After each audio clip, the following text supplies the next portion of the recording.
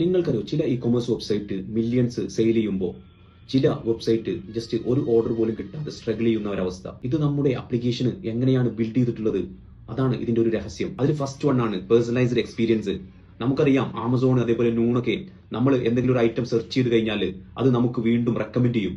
അതുകൊണ്ട് തന്നെ നമ്മൾ ആ പ്രൊഡക്റ്റ് പർച്ചേസ് ചെയ്യാനുള്ള ചാൻസസ് കൂടുതലാണ്. Second one easy check out. Studies പറയുന്നത് നമുക്ക് സിമ്പിൾ ആയിട്ട് ഒരു 1 ക്ലിക്കിൽ പേയ്മെന്റ് ചെയ്യുന്ന ഒരു ഓപ്ഷൻസ് ആണ് നമ്മൾ നമ്മുടെ ആപ്ലിക്കേഷനിൽ ഇന്റഗ്രേറ്റ് ചെയ്തിട്ടുണ്ടെന്നുണ്ടെങ്കിൽ നമ്മുടെ സെയിൽസ് 30% ഇൻക്രീസ് ചെയ്യാനുള്ള ചാൻസസ് കൂടുതലാണ്.